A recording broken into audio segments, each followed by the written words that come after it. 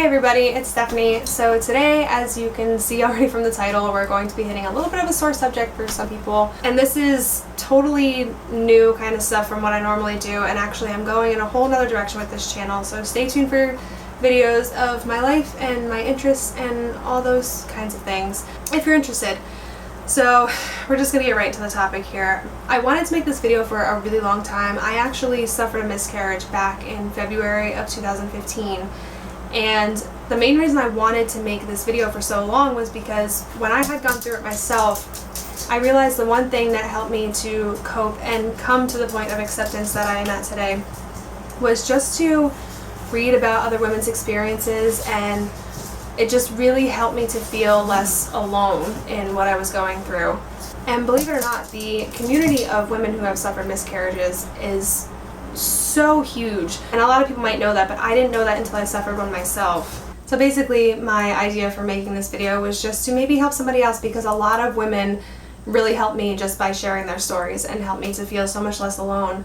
Back in January of 2015, Raymond, my fiance, and I had just the worst case of baby fever. All of my girlfriends either have had kids at that point in time, or were pregnant to have kids, or what have you, and we were both just baby crazy. So we decided we want to be together forever, why not just try? And we actually told a lot of people when it came about that it was an accident, and really it wasn't. So anyway, my period at the time was super normal. I had a regular 28-day cycle, and I had pinpointed the exact time of like when I was going to ovulate, and like I said, I had a really normal cycle, so it was easy to do that at the time. And I followed an app on my phone that, you know, helped me calculate it, whatever, so that's exactly what we did. And first try, bada bing, bada boom, we made it happen. The weird thing that happened though was, and this is kind of what I look back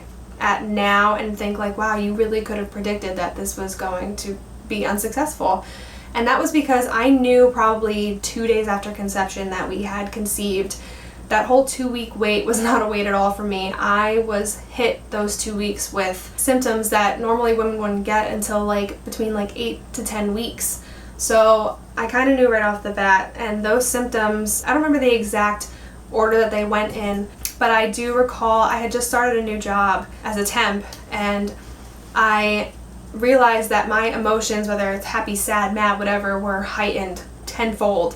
And particularly this one day I was working and I was doing a job that I just couldn't keep up with and just couldn't get the hang of right off the bat, and I was getting very frustrated to the point where I was just red. My face, my chest, my arms, everything was red. I was sweating, like just so angry. I also recall I smoked cigarettes at the time, which I don't anymore, and I don't plan on going back, so kudos to me.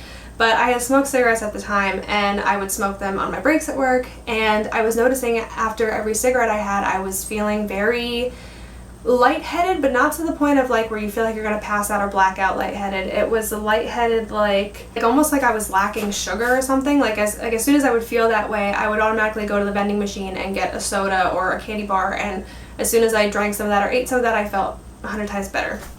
So that was another symptom.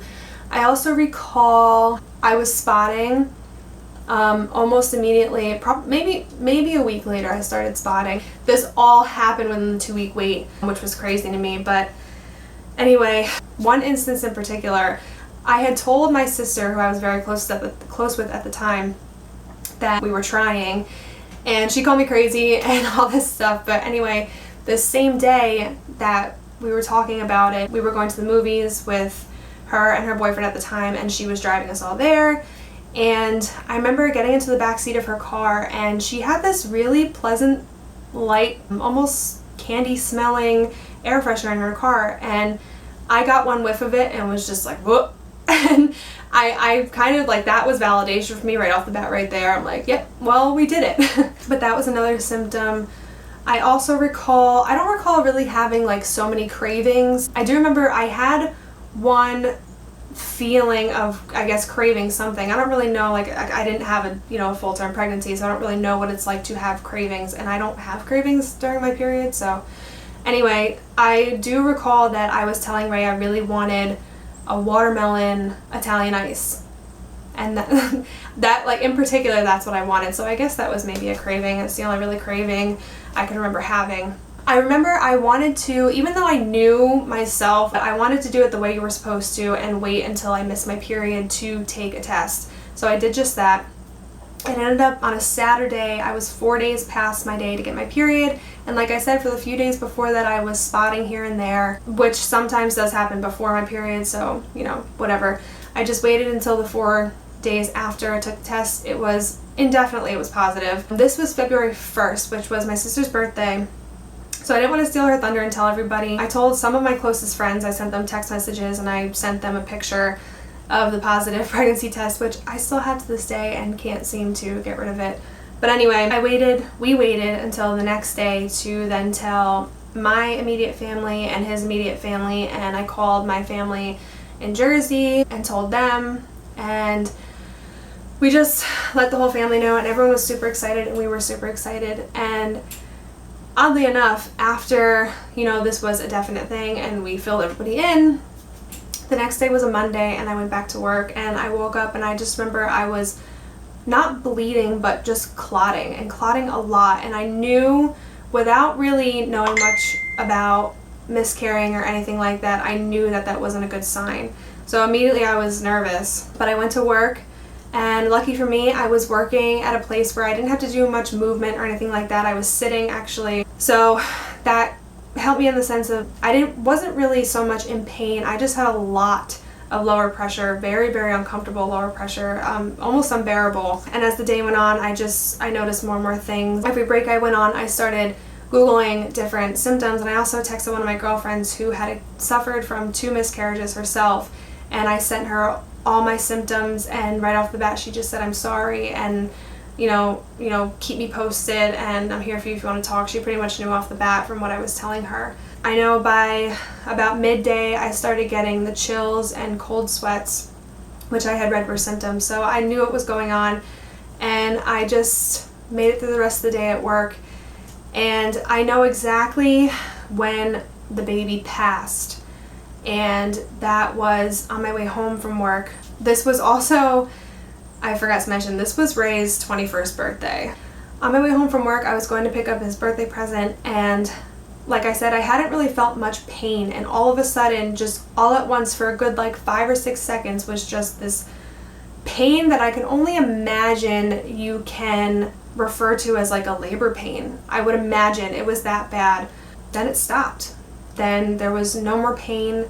The tenderness that I had in my breasts initially, which was another symptom I forgot to mention, started to very quickly fade away. I just, from there on, just didn't feel pregnant at all. So I knew that was just it. I got home and just cried, and Ray was not yet home from work, and he got home, and it was actually, I felt horrible, you know, not that it was my fault, but I felt horrible because he had planned obviously to go get a couple drinks, his first couple legal drinks with his brothers, and he ended up staying home with me and just keeping me company because I just couldn't bear it. And basically that was that. I was 6.5 weeks, the baby's heartbeat had already started beating.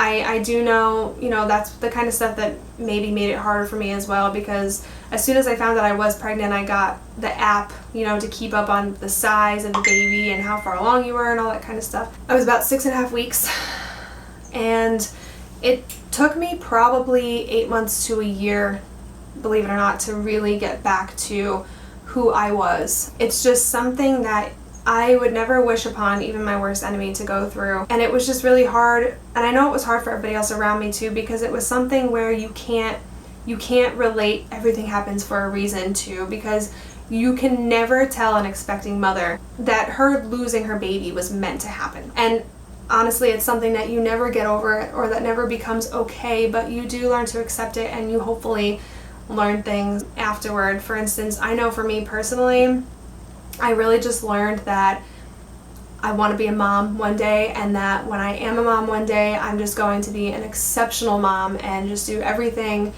in my power to make sure that that baby is happy and healthy and what have you. It also brought Ray and I on a level of closeness that pretty much determined right then and there that we were already engaged at the time, but it pretty much determined right then and there, for me anyway, that he was it, and he was someone that I wanted to have a family with in the future and, you know, move on with life with. And I think one of the best things that probably came from it, honestly, we weren't ready, and you're never really ready, but I wouldn't have had a job right now, or at least not have the job that I have now, which I'm very, you know, financially stable in, and, you know, we wouldn't have had our house now that we have together. We still lived with my parents, and so many things wouldn't have been brought to us in the most positive ways if the pregnancy had been successful. And not by any means am I saying that I'm happy it happened, you know, or else we wouldn't have all this or whatever. I'm just simply stating that, you know, this is the kind of stuff that helps me accept it, because so many things would be different. Also, the fact that I was able to find out for myself that I am able to get pregnant. That's one of the only good things about getting pregnant. Nothing's good about miscarrying, but getting pregnant, you know, I think every woman kind of fears a little bit, especially if she wants to be a mom, that maybe she's not able to until it happens, and you know that you can, which is exactly what this did, was show Ray and myself that we are able to conceive together, and I am able to get pregnant. So that was, you know, a blessing to find that out as well. I got this tattoo. I hope it focuses.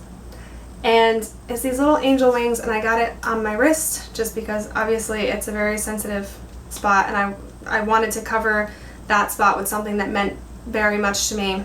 But I got the tattoo because for a few months after, I had a really hard time finding any positivity in my life and in the situation. And one of the things that was really hard for me was to not look at me losing my baby. I was thinking of it as a dead baby, and it sounds very horrible and morbid, but that's the mindset I was in, and it was hard to get out of that. And I really feel like getting the tattoo helped me to remind myself, and it reminds me all the time, that I did not lose my child. I gained an angel, and I do feel that he's with me all the time, and he really actually is all the time with me, my little angel. And it's a lot of things that really helped me cope was really just to constantly remind myself of the positive that I gained experiencing what I did.